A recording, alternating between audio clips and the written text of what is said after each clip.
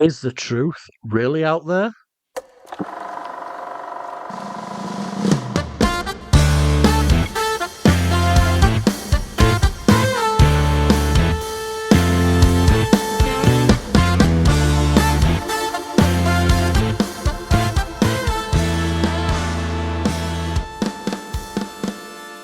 Hello and welcome to the Have You Seen podcast brought to you by Dave on Film. I'm Dave, and so there's a big brand new film out, a big Spielberg film out at the cinema, and I'm going to be talking about that very briefly in a moment. But I just want to say hello to everybody. How are we all doing? Hope you're all keeping well. The World Cup's starting this week. So I'm ready for it. I'm ready for all the late nights. I'm not quite sure how I'm going to watch all the 3 o'clock kickoffs, 3 a.m. kickoffs. I think they may be watched the next morning. Thankfully, England are not involved in any of them, but any Scottish fans listening will know that some of your games are on at stupid o'clock, and you've got to put up with that. But I'm sure it'll be all right. So tune in to. I'm going to do an extra podcast episode this week, all about films that feature football and football-related scenes, whether it's a whole theme of football throughout the whole film or whether it's just an individual scene that's got like a football game in it or something like that. That's your favourite. So I've been asking online for your favourite football-related content from films, and I'm gonna pull them all together, talk about them. There's a couple of them that I've not seen, so I'm gonna take those away and watch them afterwards. But we'll do that all in an extra podcast. So what I want to do in this one is I want to do the usual stuff, talking about the films that I've been watching, as well as talking about all the films that are in the current box office top 10, and we'll take it from there and we'll see where we get to, and we'll see what films are making headlines in the world at the moment. So let's take a look first at a brand new film. So before I get onto the top 10, I'm going to talk about a film that only came out this week. Now, this is the brand new film from Steven Spielberg, and it's called Disclosure Day. Now, you've probably seen a lot of stuff about this because, let's face it, when a Spielberg film comes out, it tends to come out to a lot of fanfare, which is understandable because Spielberg is an incredible director, and especially when it got announced that Spielberg was doing an alien film, something to do with aliens, everybody kind of like ears pricked up, and it were like, oh, well, is this going back to his Close Encounters days? Is it going back to E.T.? Is it all going to be linked? The trailer looked a little bit, in parts, it looked a little bit Independence Day. And I think having the word day in the title kind of puts that in your mind straight away. So I went to see this last night. It was the opening night, and I went to see it. And I have to say that I came out of the film. Right. I'll explain about the film first. So, effectively, in the film, when it starts, it feels like you're jumping straight into something that's already happened. So what you've got is you have Josh O'Connor, who plays Daniel Kellner, and he's kind of on the run. And Colin Firth, who plays a character called Noah Scanlon, is after him, and you don't really know why. And Colin Firth's character has kidnapped a girl called Jane, who is played by Eve Hewson, and she's Daniel Kellner's girlfriend, and she's been kidnapped, and you don't really know why, but they're holding her so that they can get to Daniel. And Daniel's obviously got something in his possession, and he comes out, and he's got this kind of, it's like an artifact in his hand, and they're all a little bit scared of it, and they don't want him to do something with it, but he manages to escape. And so basically it starts like a kind of cat and mouse game between Colin Firth's character and Josh O'Connor's character. So that kind of story is one story that's going on, but then you've got another story with Emily Blunt playing Margaret Fairchild, who she's a weather reporter, reporting on the Kansas City weather local news station, and she starts acting really weird. So Wyatt Russell is her boyfriend, and she's with him, and she sees like a bird flies into the room, and she starts talking in Spanish. I think she starts talking in Russian. She starts talking in Russian completely randomly, and she doesn't know why. So her boyfriend Jackson is like, why? When did you learn Russian? She's like, what do you mean? I'm just talking to you. So she didn't realize she was talking in this different language, and then things start happening where she starts. So she gets pulled over by the police, but when she's talking to the police officer, she knows a lot about his life, and she knows all about him, and she kind of uses that knowledge to kind of go on her way, and this starts happening more and more often, and then she's live presenting on the news, and she starts doing this like kind of weird clicking, and it's like she's trying to communicate in like an alien language, and nobody knows what's going on. So she gets drawn into it, and then you've got Coleman Domingo playing a guy called Hugo Wakefield, who is in contact with Josh O'Connor's character, and then he gets in contact with Emily Blunt's character.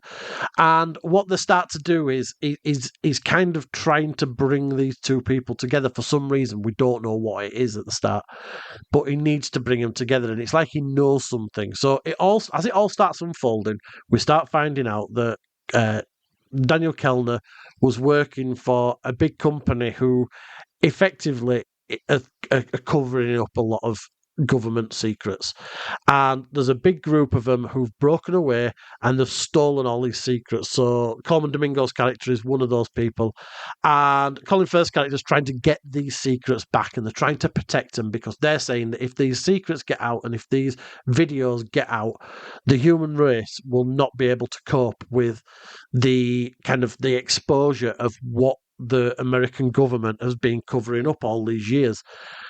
Now, we do get a kind of a small glimpse of these videos early doors because Daniel has to show it to his girlfriend Jane to kind of convince her as to why he's on the run and what he's doing. And we see a small video of an alien being interrogated back in like the 70s or something like that, and this alien being is being interrogated by the American military. So she's then drawn in, so she understands the kind of the kind of enormity of what they're doing. So she's kind of on board then. Now, at the same time as all this happening, Colin Firth has got one of these artifacts, which is the thing that Daniel was holding at the beginning, and he can kind of transport his physical he puts like a vision of himself in front of people, so he tries to manipulate people by using this thing. So this alien technology, they don't know how it works fully, but they're using it, and they're using it to get in touch with people. Some people, at one point, one person picks this thing up and disappears completely, and then reappears, and it never gets explained because we don't know about this alien technology.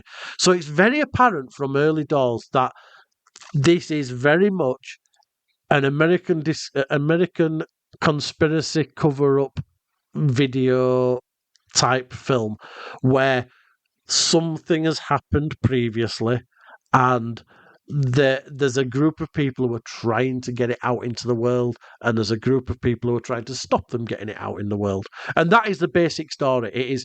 That's what Disclosure Day is. Disclosure Day is we're going to try and disclose all of this information to the world, and then we're going to see how the world copes with it. And that is what the entire 2 hours, 20 minutes is about.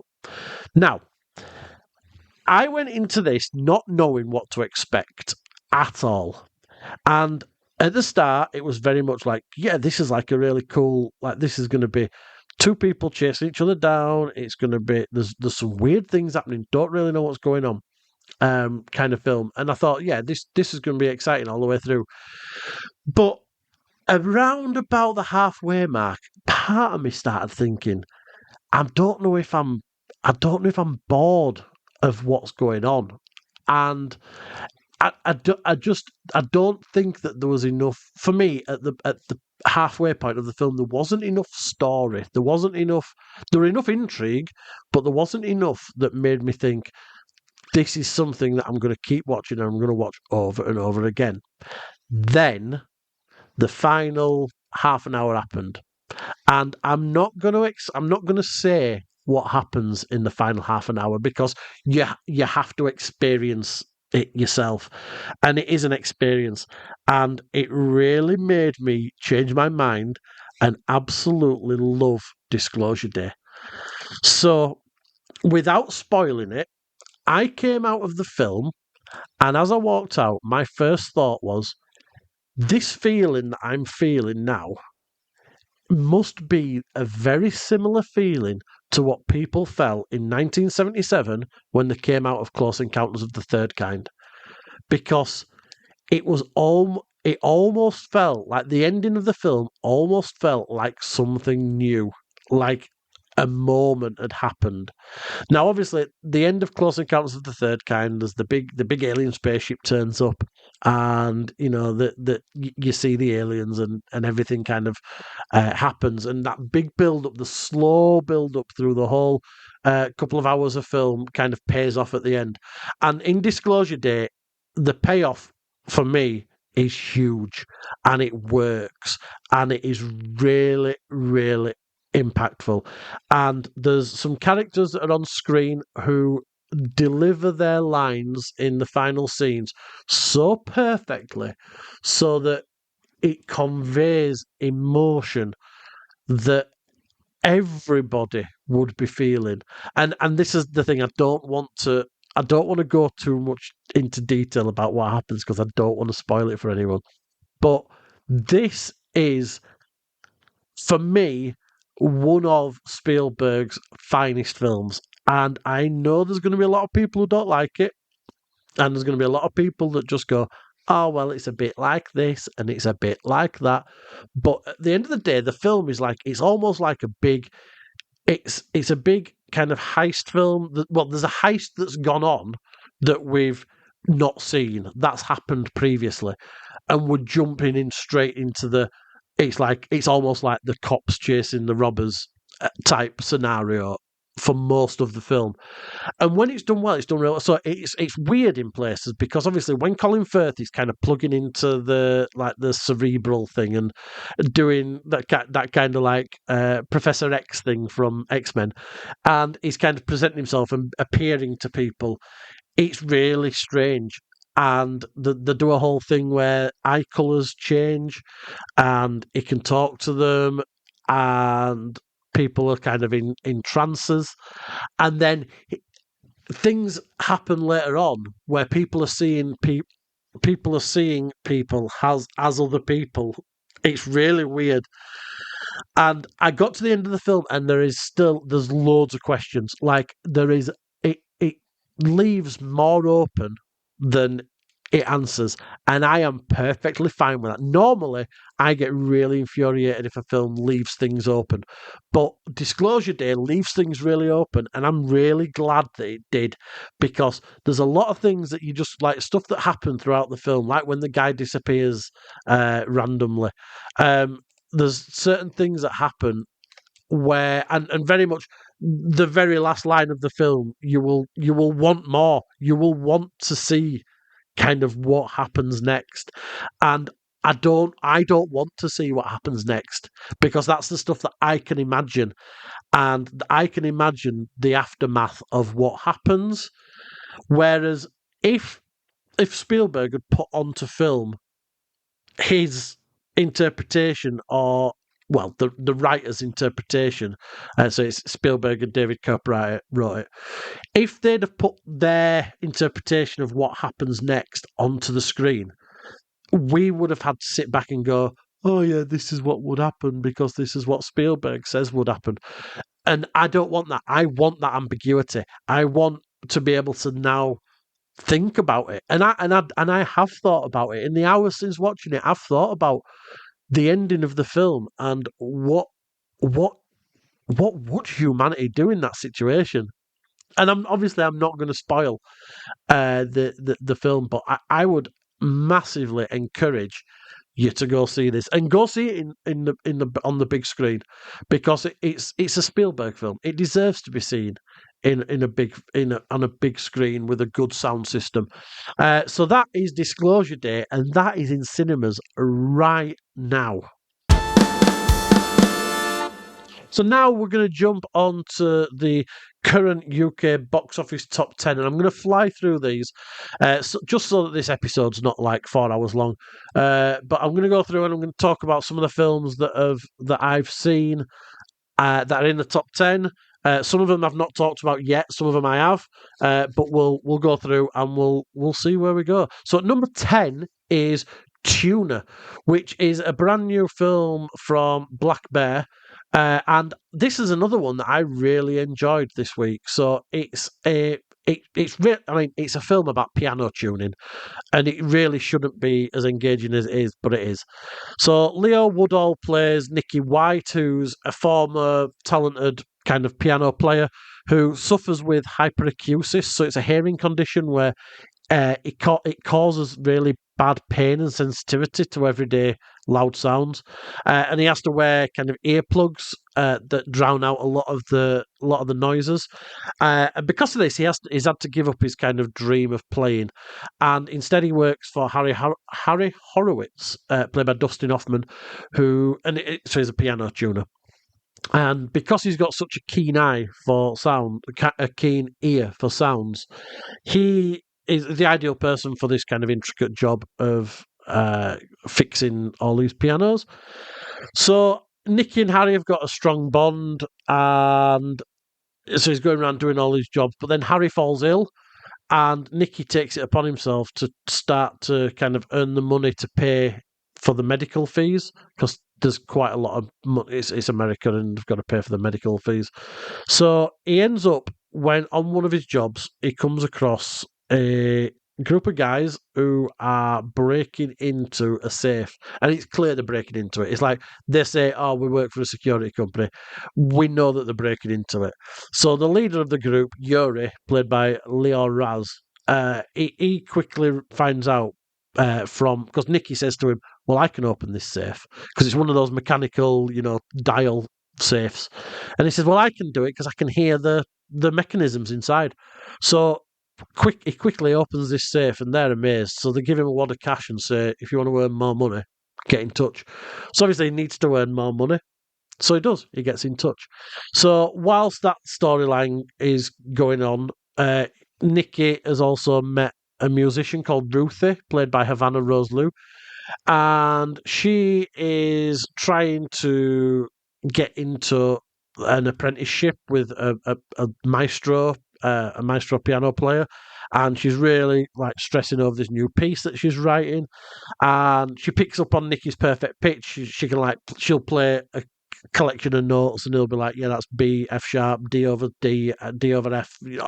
I don't know music, and he knows what she's playing, so she's kind of amazed at his talent, and it sparks a bit of a whirlwind romance. So they kind of meet before Harry falls ill, and Harry tries to fix him up because he's like, "Oh yeah, eligible bachelor here," and they kind of go on. They end up on a bit of a romance. There's a couple of meet cutes, and they go on a bit of a romance. And but her ambition is, she above all else wants to become this apprentice. So then the film is very much about will the criminal life that Nicky's leading get in the way of the kind of love life, and will her ambition get in the way of their love life as well? And that's kind of what the film kind of covers. It's a really interesting film. It almost feels like it's a classical music version of Baby Driver, with a much slower pace and like really smaller scale criminal jobs. Leo Woodall plays Nicky really well, and through his acting and the really good, amazing sound design, the character is really believable, and you can believe that the suffering is real from this real affliction that he's got. And we often hear what it sounds like to Nicky, what kind of the muffled quietness, how that sounds, and then when things are blasting out, it's loud in the cinema. So I think it's a really good film for cinema because of the sound. And Dustin Hoffman's amazing in it. Dustin Hoffman's as delightful as he always is. He's playing that kind of New Yorker role where he just like talks over people and he's really funny and witty. And he delivers that role really well, but he's not in the film much because obviously when he falls ill, he's in a hospital bed. And Havana Rose Liu as Ruthie, she's a real bright spark on screen. I've not seen her in anything before. And the fact that she kind of went through intensive practice to master the piano for her scenes really shows how dedicated she was to the role. And her character's kind of warm when she needs to be, but then she's cold when kind of an ambition outshines everything else. And so I liked how the whole concept of the bad guys using his hearing to break the safe, that worked well for me. And I was on board with it completely. And then there's a bit later on that gets a little bit silly where there's a couple of dramatic scenes. And there's also one scene that's got one of the most eye-rollingly stupid coincidence moments ever. And something happens, and I just sat there and I went, really? Is that where we're going with this? What are the chances that happened? And that kind of sets up some final scenes and some final dramatic scenes. But it's definitely watchable. It's entertaining. Everybody involved in it's credible and watchable. But I just feel it'll be one of them films that kind of comes and goes. So it's been in the charts 2 weeks now, and it's already at number 10. So it's going to be out of the charts next week. 100% not going to be in the charts next week. But it's a nice film, and if you want to go see it, it's Tuna, and it's at number 10. And at number 9 is The Devil Wears Prada 2. Now, this is the only film in the top 10 that I've not seen yet. And the only reason I've not seen it, is because I waited too long and now it's only on at like 2 o'clock in the afternoon and I'm working and I'm not going to get a chance to see it. And in all fairness, I didn't like Devil Wears Prada 1. So I'm probably not going to get to see this, but it's going to drop out of top 10. So if you've seen it, let me know what you think about it. And that's Devil Wears Prada 2. That's at number 9. At number 8 is The Sheep Detectives. Now, this is a lovely, charming film. So, this is a film it stars Hugh Jackman, but Hugh Jackman, in fairness, isn't in the film that long because, so effectively, he is a farmer and he owns a lot of sheep. And in a really cute kind of story, he reads the sheep like murder mysteries on a night, and it's really cute. And he just sits and it's something to pass time. But what he doesn't know is all the sheep all talk to each other, and so they're all voiced. So they've got Regina Hall's one of the voices, Patrick Stewart, Bella Ramsey, Chris O'Dowd, Rhys Darby, Bryan Cranston, Julie Louise Dreyfus. They're Brett Goldstein. Brett Goldstein does 2 voices. But when you see the film, you'll understand why. And they're all the voices of the sheep. So they're like invested in these murder mysteries that he reads, and they're trying to solve them. And one of the sheep is she thinks that she can solve them. She's better than everybody else.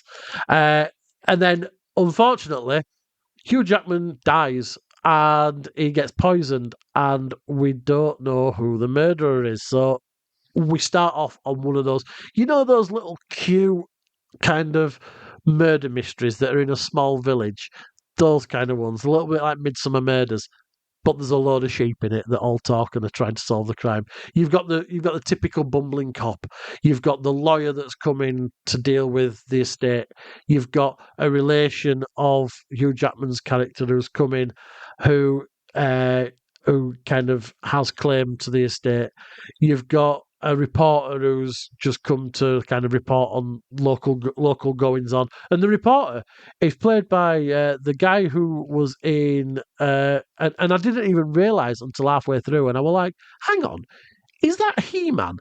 And it's Nicholas Galitzine who plays He-Man in the new Masters of the Universe film, and he shows up in it. And yeah, so the whole film, it's got a great British cast. You've got, I'll say, a lot of the voices you'll know, like Bella Ramsey and Chris O'Dowd and Patrick Stewart. Conley Hill's in there, who you'll know from Game of Thrones. Emma Thompson is in there as well. And it's a really nice film, and it's really put a smile on my face.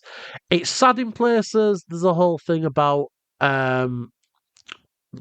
people still exist as long as you remember them. after they've died, and it's really poignant moments in the film. So, and I'm not going to lie, I was brought to tears a couple of times.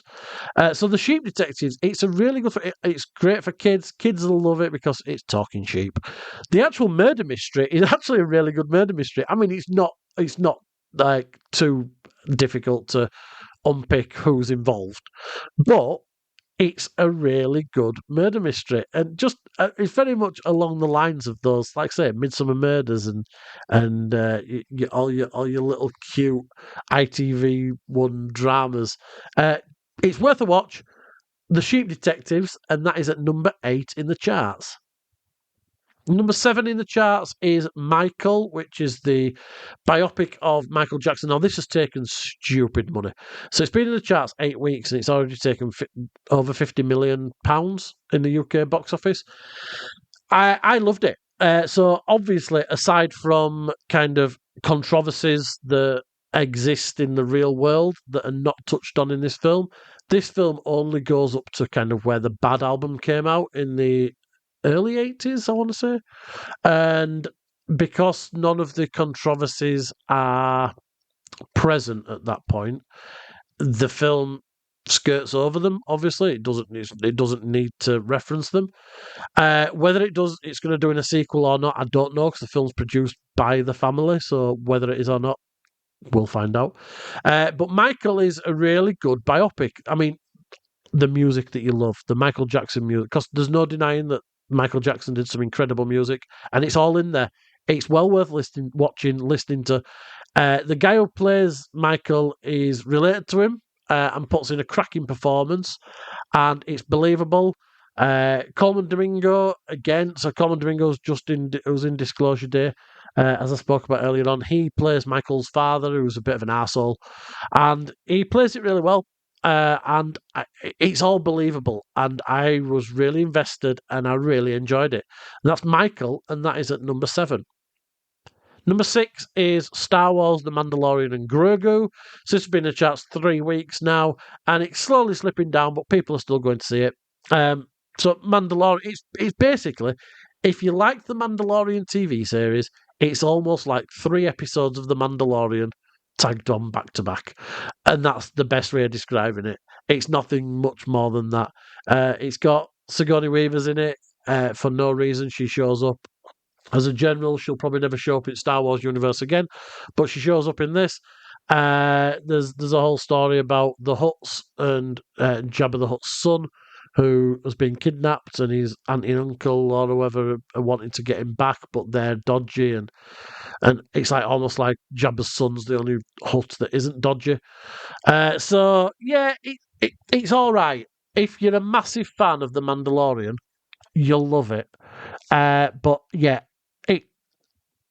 it's not the greatest Star Wars thing ever seen, but if you enjoy that kind of thing, you'll enjoy The Mandalorian and Grogu, and that's at number 6. At number 5 this week is a horror film called Obsession, which I loved. So it's been in the charts 4 weeks now, and it's grossed over 10 million in the UK. And so this is a really good film. It's a very simple concept. It is a young lad makes a wish, and he wishes that a girl would love him more than anybody else in the world, and she does, and she becomes obsessed with him, and then it's about him trying to deal with that obsession. And it is absolutely psychotic in parts. It's crazy. It's really well made. There's a couple of decent jump scares. There's one that you see coming a mile off and you still jump. It really got me, did that one. It got everybody in cinema, did that one.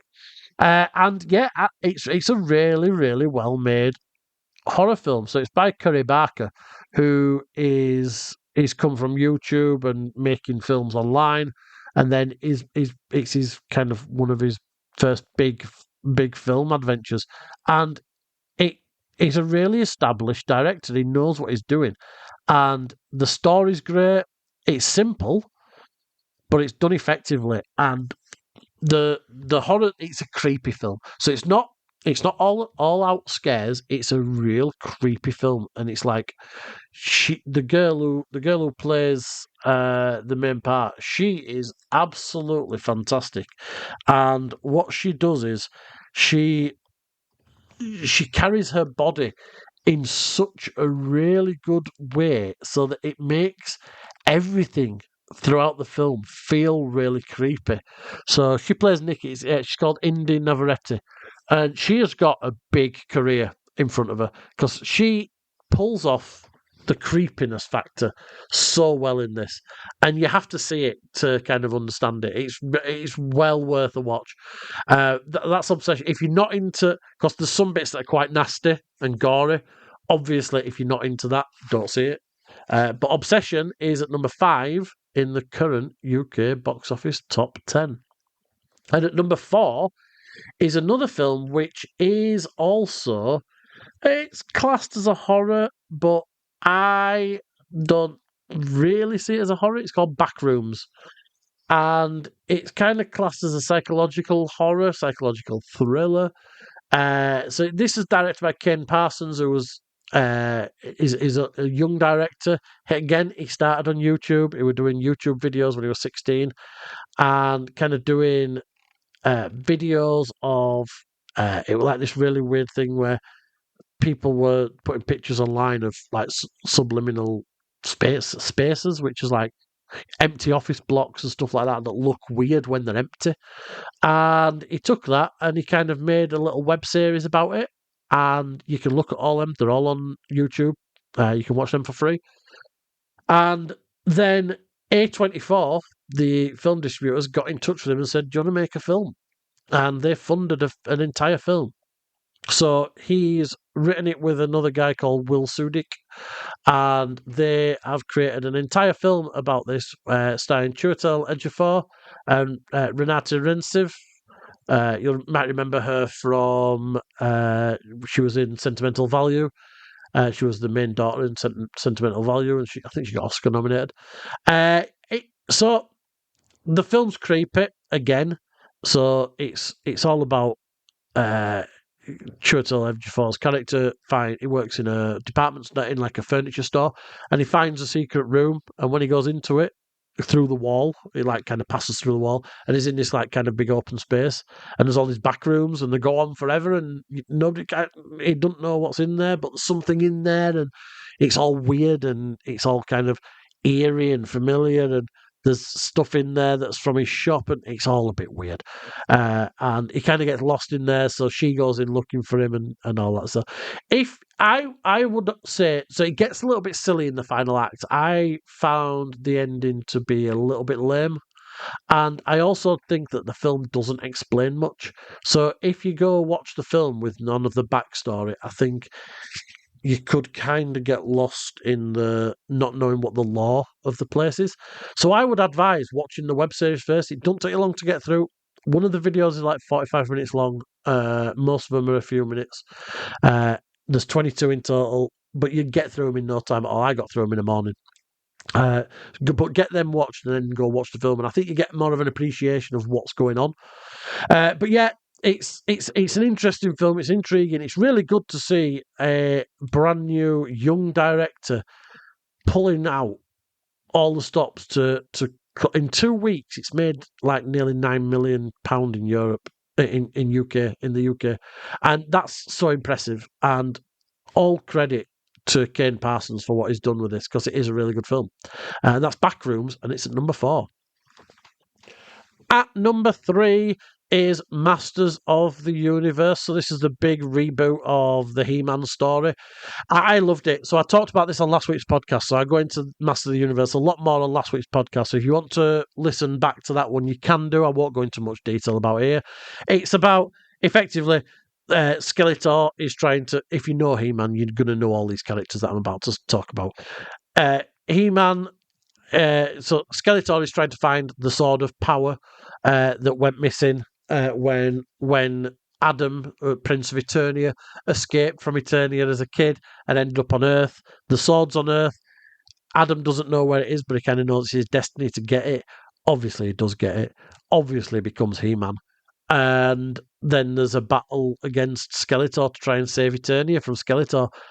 It's exactly what you expect it to be. It's silly in places. There's some cheesy jokes. There's some jokes that go over kids' heads. There's a lot of the characters that you'll know if I used to have all the figures. So if you know He-Man, you'll love it. I know a few people have been sniffy about it, but I know a lot of people have also been to see it. Unfortunately, it's not making that much money, and it's a shame because it is a really good, fun film. And I went into the cinema and just enjoyed myself for a couple of hours, and that is what cinema's all about: enjoying yourself. And that's Masters of the Universe, and it's at number 3. Now, next up is a film that's gonna probably annoy a few people. So I am fully expecting that I might get a little bit of backlash for this review. So number 2 in the UK box office top 10, and it's been in there 2 weeks now, is The Amazing Digital Circus: The Last Act. Right, here we go. So The Amazing Digital Circus is a TV series. So it started off as a web series and it's on Netflix now. So you can watch the first 8 episodes, well, you can watch the first 7 episodes on Netflix. Episode 8 is on YouTube. And the film that's in the cinema right now is effectively, it shows episode 8 again, and then you watch episode 9. And the episode 9 is like an hour long. So normally the episode's like half an hour long. It's an animated feature, and I think before I talk about this, I have to be clear that I didn't know anything about The Amazing Digital Circus before I went into watching it, apart from I heard about it 3 days before I went to see it, and I went and watched the whole of the online series. So I went back and watched it and looked into it a little bit. Director Gooseworx. So the director's called Gooseworx, and they released a pilot episode back in 2023. And it's an animation that's set inside a world where humans have been trapped somehow by an evil character called Kane, who's voiced by Alex Rushon. And he constantly makes these trapped humans play twisted games as he controls and torments them as they're trying to kind of find a way to get away from this. So at the beginning of the series, the latest human to become trapped becomes known as Pomni. It was played by Lizzie Freeman. It was taken on the form of like a jester doll in this world. And she meets up with Jax, who is voiced by Michael Kovac. And it's like a tall, rabbit-like figure. Then there's a character called Ragatha, played by Amanda Hufford, and she's like a rag doll. Then there's Gangle, voiced by Marissa Lenti. It's kind of figure that's kind of wears masks, like emotional faces that can take on and off. And it's like got a figure formed of ribbon. There's Kinga, who is basically a big, massive chess piece that's voiced by Sean Chiplock, and Zubul, who is a character voiced by Ashley Nichols that's made up of a load of individually shaped parts that have all kind of been put together. So they're all weird characters, but they're all fellow humans who don't remember anything about the previous life, and they're kind of forced into these games by Kane. So as the show progressed, and all these episodes were released quite far apart, and the story around all these characters begins to unravel, and their backstories start to unravel. Now, these characters, between them, they've got abandonment issues, they've got issues with rejection, they've got insecurities, and there's a lot of body dysmorphia things in there as well. And all these issues are kind of played out across the trials that Kane puts them through, with their character traits kind of often hindering them or coming to the fore in kind of emotional ways as they progress through. So as each character begins to open up, there's only one that kind of remains fully closed off to the gang, and nobody kind of can get into him, and it's Jax, who we see very fleeting moments of things, and tensions are kind of building up as we're going on. So I went into this finale, like I say, having only found out and got involved with series just before. And I don't feel like I personally have the emotional investment in this series that a lot of the fans of the show have. So when a series like this is kind of released slowly, people tend to watch episodes and rewatch episodes, read everything online about it, and in a way dedicate a lot of their lives into reading the stories and kind of relating them to their own lives. And I've got to admit that I didn't have any emotional connection with any of the characters on any kind of emotional level at all. So I'm reviewing this from that point of view, and I'm very aware that there's people who are so invested in a series like this that addresses some very real issues in the real world. But as I'm not, I don't think I'm particularly the best judge to know whether it hits the right notes or not. But I had been enjoying the series, and it just kept getting better and darker as it was going along. And by the end of episode 8, there were a definite, like, holy shit, what's going to happen next moment. And I was really looking forward to the final hour in the cinema. But unfortunately for me, it just didn't quite stick the landing. The finale focuses quite a lot on Jax and his story. So by the end, we've got like a fully complete picture of the torments of each character. And whilst this is very much explored in the end, I kind of felt nothing towards the revelations when they come out. So there's a long scene where we see Jax's previous relationship with Ribbit, who was one of the earlier characters that we've heard about.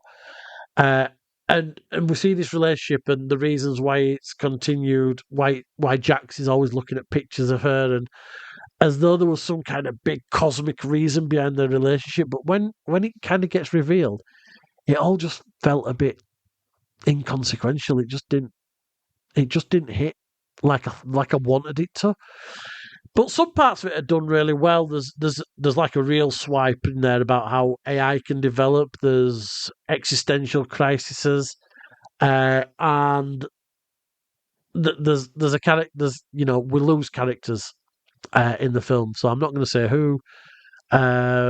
But a character abstracts, which is kind of the way of dying in this world, where they kind of lose their minds and get locked away. So diehard fans are going to love the amazing digital Circus: The Last Act. So you can watch it in the cinema before it comes out on Netflix in July. For me, it just didn't kind of hit what I wanted it to hit. And it was a little bit of a letdown. But that's the amazing digital Circus: The Last Act, and that's number 2. And at number 1, at the top of the charts this week, going straight in at number 1, taking over 4 million, is Scary Movie. Now, it's listed as Scary Movie, but it's definitely Scary Movie 6. But I think putting a 6 on the end kind of makes you think, oh God, another one. And there is a lot of people who are going, oh God, another one, about this film anyway. So a quick history of Scary Movie. So back in the 90s, Scream came out, massive hit, kind of changed the way that cinema worked. Wes Craven did some, and Kevin Williamson did something amazing with Scream. And then it kind of sparked off all that kind of I Know What You Did Last Summer type film and stuff like that. And it reinvented horror cinema in the late 90s. It really did. It was a moment. And then Scary Movie came out. The original Scary Movie came out, and it completely parodied Scream and I Know What You Did Last Summer. And it was brilliant. And it really took off, and people loved it. And it was quotable. People were giving it to each other. It became a thing, did Scary Movie. People were quoting it. People were kind of watching Scary Movie more than watching Scream, which were a bit weird. But it really did hit home with a lot of people, and it was funny. The original Scary Movie film was really funny. Then they brought out Scary Movie 2, that was one of the worst horror films that I've ever seen in my life. It wasn't funny. So I've gone back and watched the first 5 recently just to refresh my memory before I went to see 6. So the second one is really not funny at all. It goes away from the kind of straight up parody and kind of tries to do a horror film, but like a comedy horror film, and it just falls flat. It's not funny. It really didn't work. And again, that were the Wayans brothers who'd done the first one, and allegedly at the time something had happened where Miramax had basically said, we can offer you this to do a Scary Movie 3. They wanted more, so they went, right, well, we'll just get somebody else in. So they did Scary Movie 3 without the Wayans brothers, and they got in Zucker, David, is it David Zucker, who did like things like Naked Gun and things like that. So he was very good with the parody, the visual comedies. And Scary Movie 3 is hilarious. I love Scary Movie 3. It's really funny. It it parodies a lot of things, and it just worked. They went off the boil with 4 and 5, and they were a bit more naff, and they were like trying to be funny, but it went a little bit too far, and they became a little bit silly.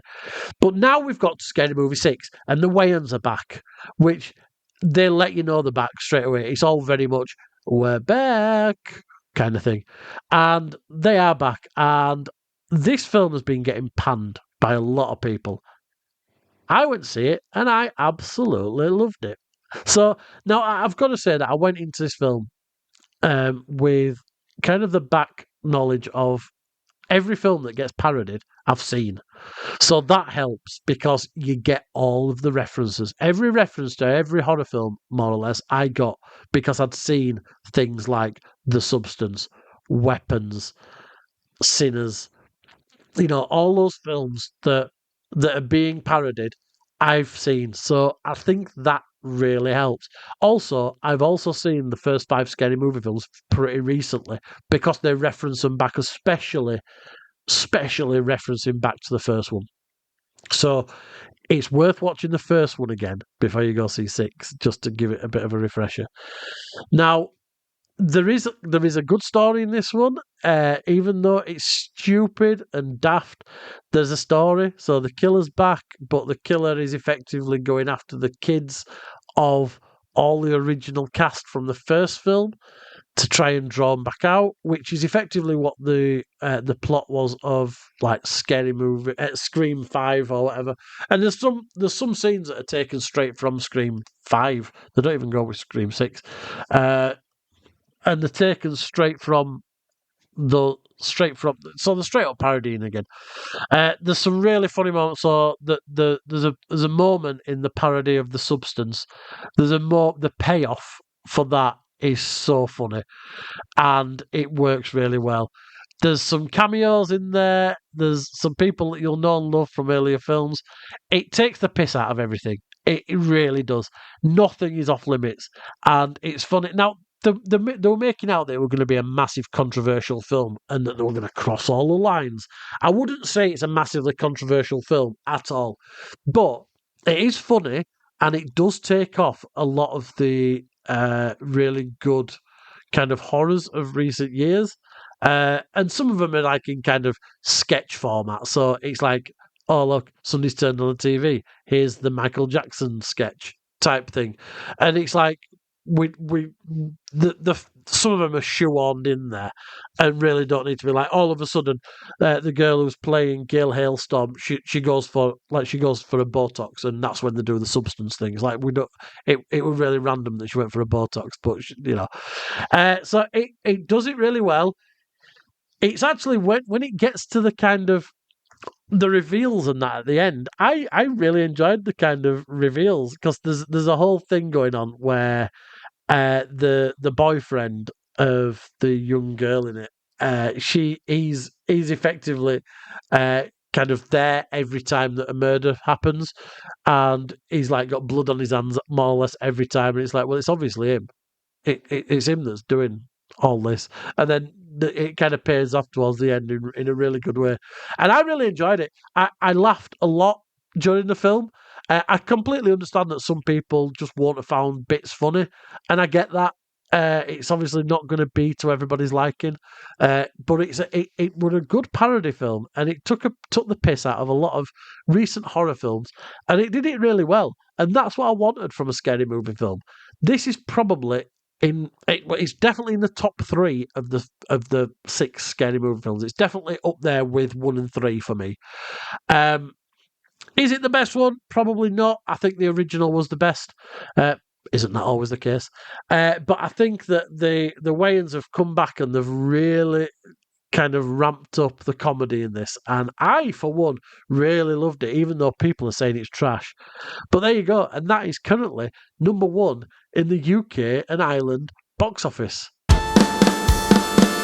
So there we go. We've got the rundown. So we've got number 10, Tuna. At number 9, Devil Wears Prada 2. At number 8, The Sheep Detectives. At number 7, Michael. At number 6, Star Wars, The Mandalorian and Grogu. At number 5, we've got Obsession. At number 4, Backrooms. At number 3, Masters of the Universe. At number 2, The Amazing Digital Circus Last Act.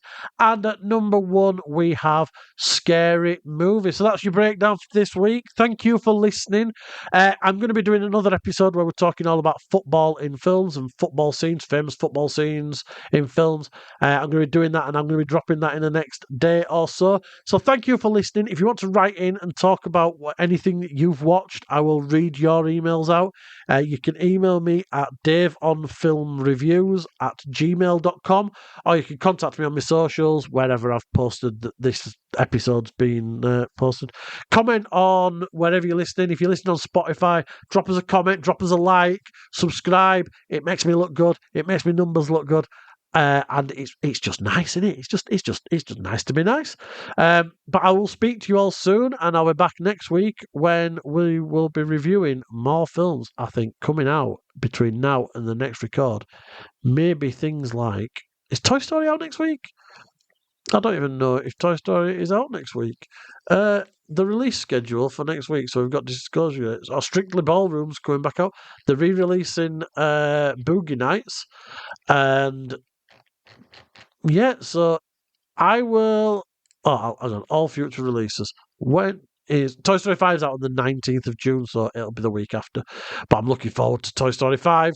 That should be a good one. And Supergirl's out soon. That's on the 25th of June. So yeah, lots to look forward to. I will speak to you all soon. You take care.